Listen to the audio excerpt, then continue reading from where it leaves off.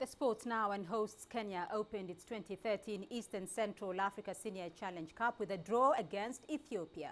The tournament kicked off on Wednesday in Nairobi with Zanzibar winning the opening tie 2-1 against South Sudan. There was a carnival atmosphere at the Nyayo Stadium as a number of fans turned up to cheer their teams in the second Group A encounter. Ethiopia, who arrived just 24 hours to their first match, kept the Harambee Stars at bay, but even they were unable to find the back of the net.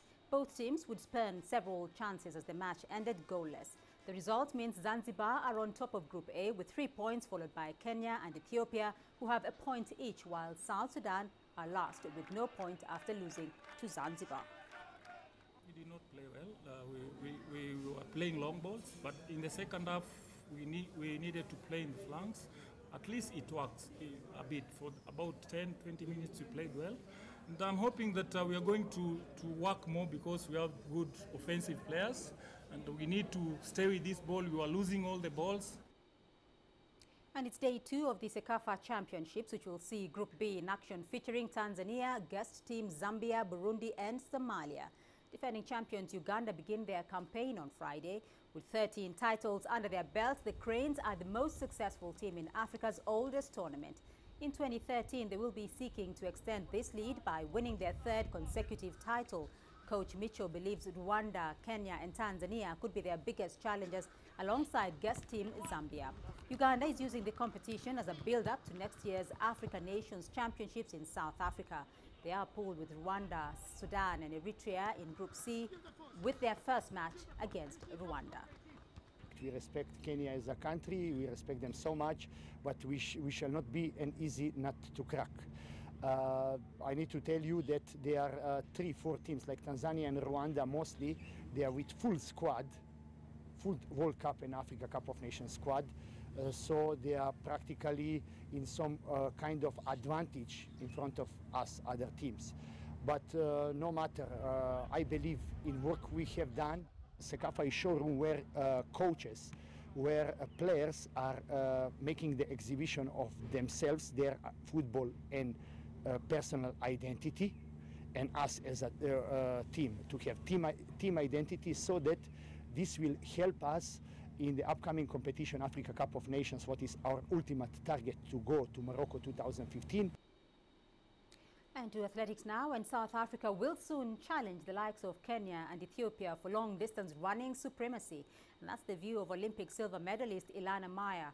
Meyer has started her own academy in South Africa, which aims to uncover and develop a new generation of athletes able to compete successfully on the world stage. Please start on time because the guys are on a schedule. She's an inspirational South African athlete who won Olympic silver in 1992 in the 10,000 metres. But Ilana Meyer is upset.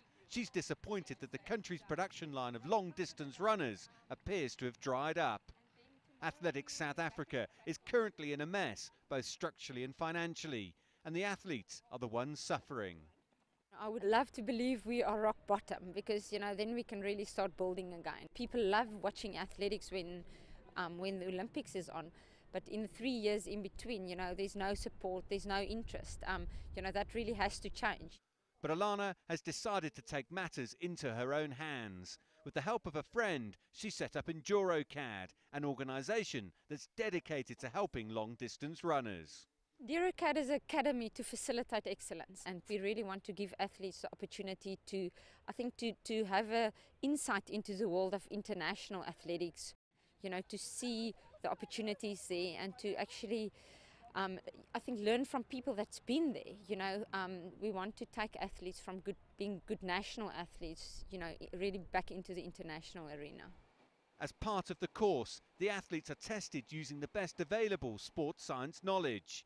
The data gained from regular testing is then used to pinpoint an athlete's weakness and to help them train more effectively. It's like a snapshot of performance, and basically from the results we get a good idea of how to train the athletes, intensities to train them at, where are they lacking, what are they doing too much of, it's just really good information for the coach to go forward and use for the athletes.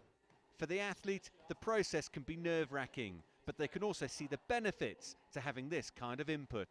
I'm training alone, so like I'm getting like a lot of advice how to train, because sometimes if you don't have a coach, sometimes you're struggling because you don't have like a perfect like programs. Alana is hopeful that a significant improvement can be achieved with South Africa's long-distance runners sooner rather than later. But she's in it for the long term. She knows this process takes time, but she has no doubt that it will be a success and that South Africa will once again be able to compete with the very best. I still believe, today, the next decade, that South Africans can take on the Kenyans. I think everything goes through phases as well, and I believe that, over the next decade, it's going to be, also South Africa's turn to perform on that level again. That is a bold claim, but it is by no means an impossible dream. Dan Williams, CCTV, Stellenbosch, South Africa.